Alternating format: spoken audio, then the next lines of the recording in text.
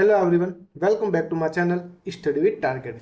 आज हम बात करने वाले हैं आपके असिस्टेंट कम्युनिकेशन ऑफिसर के बारे में, जहाँ से हम पूरे प्रीवियस ईयर डाटा 2000 जो आपके चॉइस है, जहाँ पे आपके फेज 12 की वैकेंसी थी, उसमें हम डिटेल को देखने वाले हैं। कितनी वैकेंसी थी, क्या क्वालिफिकेशन था, कितने कैंडिडेट रिजेक्ट हुए थे, जो आपके डॉक्यूमेंट भेजे थे जो सिक्योरिटी प्रोसेस के माध्यम से, तो यानी कि वहाँ पे 50% कैंडिडेट आपके रिजेक्ट हो गए थे। तो उसको हम थोड़ा देखने वाले हैं, क्या डिटेल है। तो पूरी डिटेल देखेंगे, कट ऑफ क्या गई थी आपके पिछली बार, अभी तक उसका फाइनल रिजल्ट आपके आया या फिर नहीं आया, तो पूरे प्रोसेस को हम देखने वाले हैं। तो वीडियो को अंत तक देखना। अगर आपको जानकारी अच्छी लगे तो वीडियो को लाइक करना, और आगे आप किस पोस्ट के बारे में जानना चाहते हैं कमेंट करके जरूर बताना। ठीक है दोस्तों, अगर मैं आपको फेज 12 की बात करूँ तो आपके जो पोस्ट थी वो आपकी थी 20 पोस्ट। आपकी बार आपके 58 पोस्ट का देखी गई है। ठीक है, तो सबसे पहले यहाँ पे हम CBT 1 की कट ऑफ देख लेते हैं।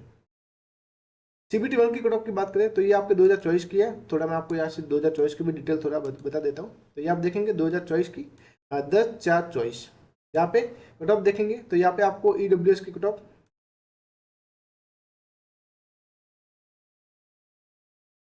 ये आपके EWS की कट ऑफ है 158, SC की आपकी 154, ST की आपके 144, और आपके HS की आपके जो PWD है उनके 40, और आपके OBC की आपके 162, और आपके UR की 170, यानी कि आउट ऑफ 200 में से आपके 170 आपकी कट ऑफ गई है UR की। तो पॉसिबिलिटी क्या है आपकी बात, वो हम देखेंगे। अभी मैं आपको एक बात बताऊं कि अभी तक इसका फाइनल रिजल्ट नहीं आया है। अभी तक इसका फाइनल रिजल्ट नहीं आया है, समझ जाओ। 2024 की भर्ती है, 1.5 साल समथिंग आपके हो चुका है, और अभी तक इसका फाइनल रिजल्ट नहीं आया है। ये तो आपकी CBT 1 की कट ऑफ मैंने आपको बता दी। अभी देखते हैं कि इसकी जो प्रोसेस है कहाँ तक पहुंचा है। ठीक है, देखो जो इसका प्रोसेस है वो आपके पहुंचा है,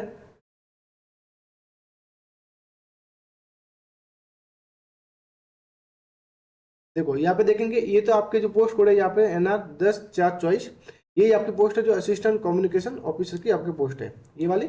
और ऊपर आपके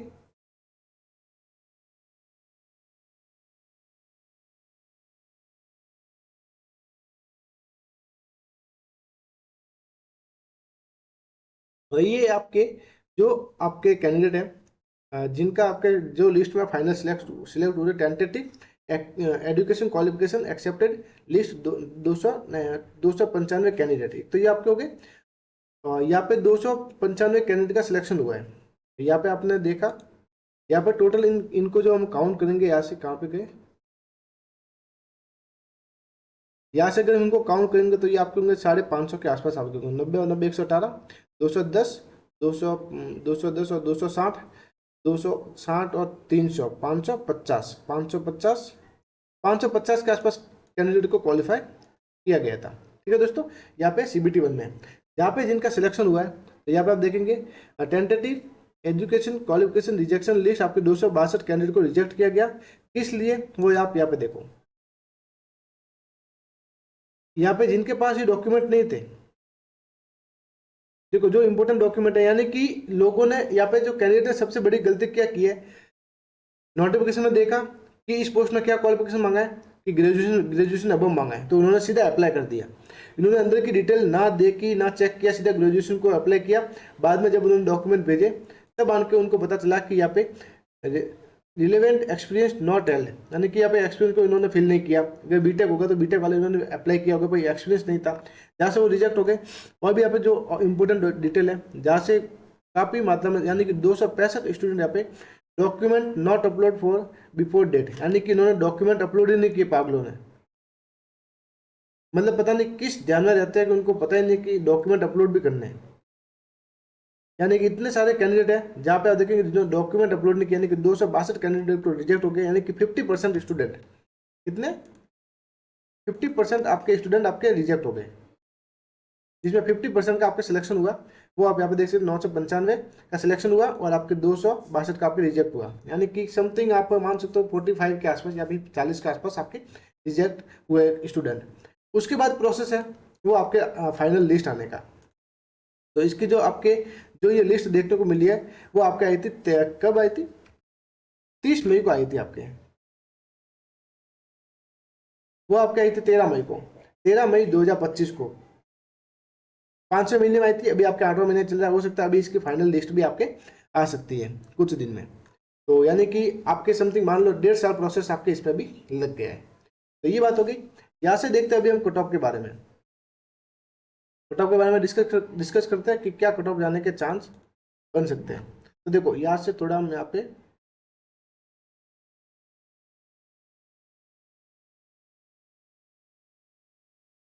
टोटल वैकेंसी आपके आपके बारे जो आपके 58 है, और उसको हम 60 मान के आपके जो आपके कैंडिडेट को क्वालिफाई किया जाएगा वो आपके 15 गुना, अगर 5 से ज़्यादा वैकेंसी तो 15 गुना, और 5 से कम वैकेंसी है तो आपके 30 गुना।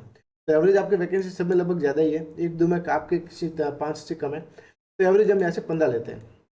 तो ये आपको हो जाएगा 900 कैंडिडेट को क्वालिफाई किया जाएगा। तो जो आपके टोटल फॉर्म फिलअप की संख्या कितनी है, 62 67। जो आपके आरटीआई का रिप्लाई देखने को मिला था वो मैं आपको यहाँ से बताता हूँ, ये वाला यहाँ पर देख सकते 2267 application have been receive in SSC NWR the post code NW 12925, इसके बारे में कह रहे हैं। तो यानी कि इसमें से वापस आपकी अटेंडेंस कम रही होगी, मान लो 60% आपके 60% आपकी अटेंडेंस रही होगी, तो भी आपके जो हो सकता है कितना होगा आपके,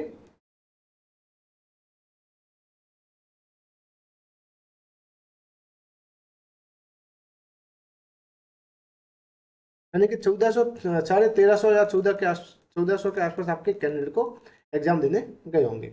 उसमें से आपके जो सिलेक्शन होगा वो आपके काफ़ी मात्रा में सिलेक्शन होगा, और आपके जो एग्जाम का लेवल देखा गया है बहुत ही मॉडरेट टाइप का देखा गया, ना तो उसको हार्ड बोल सकते हैं और ना ही आपके ईजी बोल सकते हैं। यानी कि पूरा आपके जो पेपर है वो आपके एग्जाम का लेवल मॉडरेट टाइप का देखा गया है, जिसमें मैथ रीजनिंग भी आपके डिफिकल्ट थी, कैलकुलेटर थी, और आपके जीके और मैथ में सबसे ज़्यादा स्टूडेंट परेशान हुए हैं, जहाँ पर उनको कुछ पता नहीं चला क्या करें।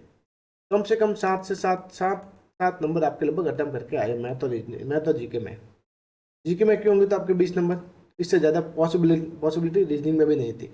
और जी इंग्लिश में भी आपके क्यों होंगे तो कम से कम आपके 15 नंबर, तो 15 आपके 20 आपके कितने हो गए 35 और 14 50 के आसपास से आपके लगभग क्वेश्चन आपके अटेम्प्ट करके आ रहे हैं। तो यानी कि अगर जो फाइनल कट ऑफ होगी वो आपके 60 क्वेश्चन से ज़्यादा नहीं होगी, कितनी 60 क्वेश्चन से ज़्यादा, पॉसिबिलिटी बहुत ही कम रहेगी। तो हो सकता है कि आपकी जो कट ऑफ है 110 के आसपास आपके रह सकती है।